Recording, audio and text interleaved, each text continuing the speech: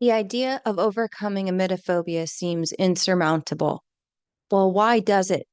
Why does it seem like snake oil to say that you can get over it within weeks? It's because for years you've been processing this event in a very catastrophic way, or sometimes even decades.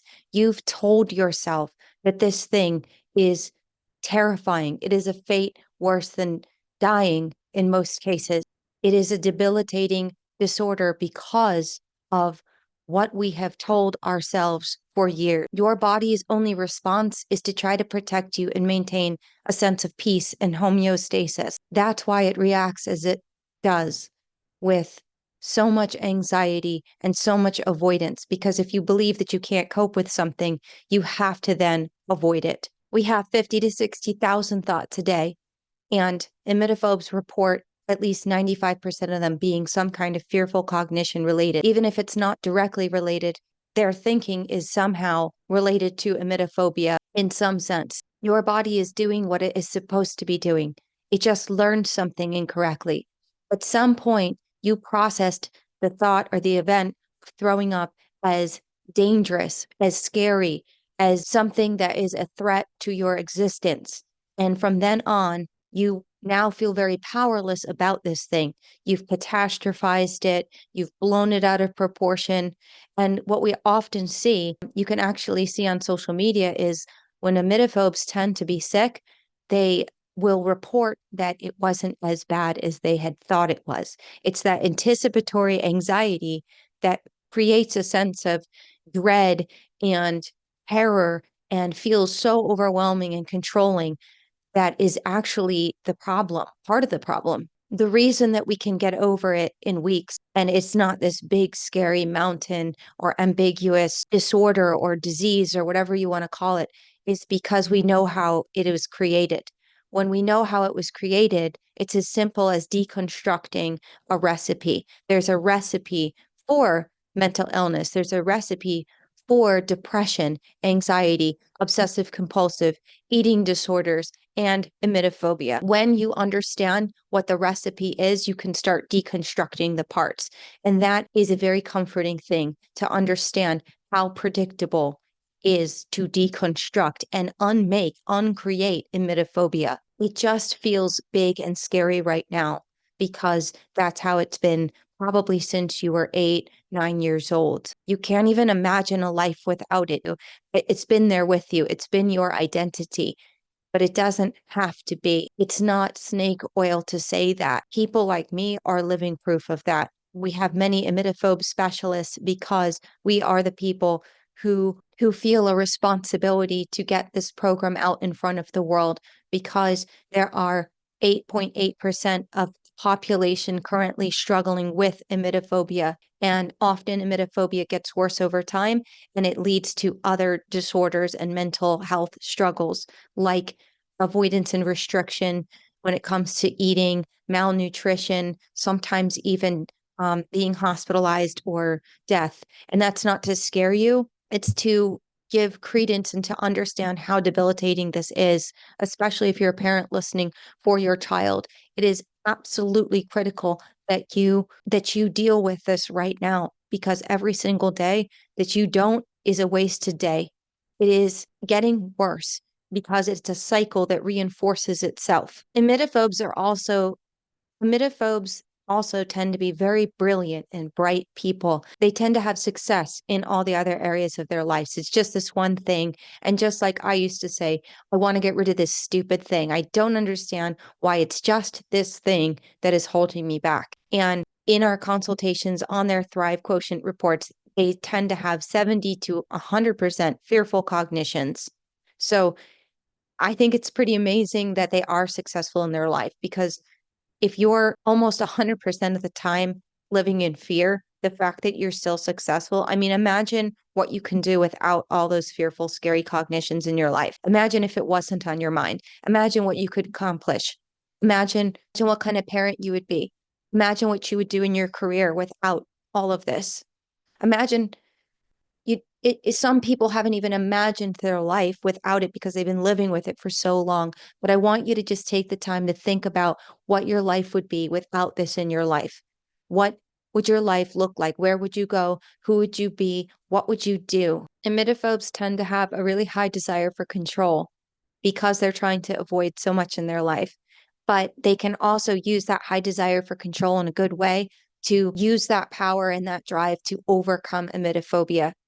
You can utilize it for the good.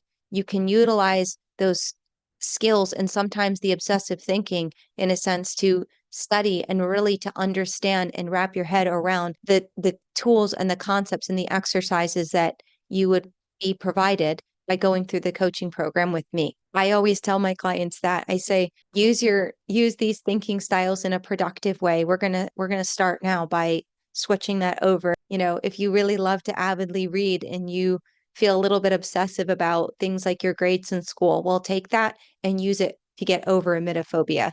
I also want to say that emetophobia wasn't caused by some crazy traumatic event. Throwing up and being sick is violent for everybody. It's never fun. It's never pleasant. It's never just, it can be easy, but it's never a graceful thing, if you will. And what happened was you had to have had those thinking styles in place before the event actually occurred. So I want you to think of it kind of like how we process an event is completely different depending on how we view something.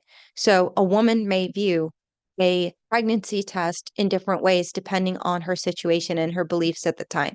If she sees the difference between one line and two lines for a woman could be extreme elation and happiness, or it can be devastation and fear and terror, depending on her beliefs of how she's looking at this at the time and what her circumstance is. Is she married? Is she happy? Is she expecting? Was she planning it? Does she want to have a child right now? Is she in college? Is she scared about this? Does she have some trepidations about her finances? Things like that, right? It's the same thing with processing being sick, except we as young children did not have the skills and the tools and the coping mechanisms to process this in a powerful way. And often it is one or both parents or a sibling or external things that maybe even movies, books that have helped create unhelpful thinking styles that led to processing something that is just unpleasant. It's not fun, but led to processing it in an unhelpful way, in a big, scary, I could never do this again. This was awful. This was terrifying way. It's not the event itself, it's how we process it, just like the pregnancy test. It's not whether or not you're pregnant or that baby's life means something or doesn't mean something. It's about how we are thinking about it at the time. And when we were young, we have the thinking styles of usually caregiver or parent already. So it's not your fault that you have emetophobia, but it is your responsibility now to take that self agency and self governance over the rest of your life and to say, no more. I don't want this in my life. I don't need this in my life. This is going to affect and impact my children because they're going to copy my thinking styles and they may not develop emetophobia, but those thinking styles are in place. So when we're talking about thinking styles, we're talking about paranoid, obsessive, catastrophic, hypervigilance, and especially if you have high desire for control as a parent, what we often see is just trying to control the environment and the circumstances around your children because you're so afraid of them being sick or you getting sick from them. And then this creates a sense of instability and fear in your child. So it is absolutely crucial that as soon as you can, that you work on this. If you want to purchase a manual and take yourself through, that is 100% fine. We've had people successfully do that. Some people need a little bit more of accountability. People have purchased the manual, but they just need that extra kind of coach to come through to ask questions, to clarify things, to hold them accountable for their exercises and things like that. I also go over blip recovery with my clients before I let them go so that they understand, hey, you may have a blip in the future and that's fine. Here's how to deal with it. And I think that that's absolutely crucial as well because life does happen. New scenarios happen that we couldn't possibly see coming. And sometimes that can, whether it's maybe a death of a loved one or somebody getting sick or some kind of event that's really painful or difficult, challenging in our lives, sometimes that can sort of, in a sense, throw our locus of control off. And when the locus of control is off, sometimes the self-confidence and the self-esteem can waver a little bit. So it's really important that we understand how to deal with blips in our lives and that we keep control over that event and that it does not spiral out of control. So that is something that I do address. Don't allow the cycle of emetophobia to get worse. Don't allow it to even steal and to rob you of your joy in your life and your parenthood right now. The only thing that we hear from our clients is that they wish that they had found the program sooner. And that is the same for me. I wished that I could have gone through college emetophobia free. I know my grades would have been a lot higher if I wasn't panicking in the back of the room all the time. I know that I had so much more to offer in my relationship. And a lot of people are holding off on having children, which is a life event that if you really want that, it is important that you have that rite of passage, that you enjoy that part of your life and don't give your power away.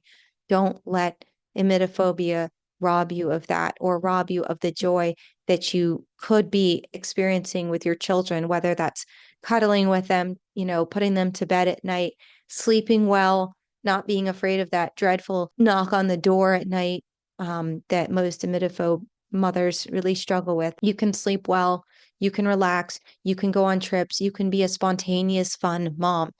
We just need to get this out of your life, and you can do that today. I offer free discovery calls, 30 minutes. Sign up with me, please, only if you're serious. When you're ready, when you're serious, when you're ready to put 6 to 8 weeks of effort in to work with me, please reach out.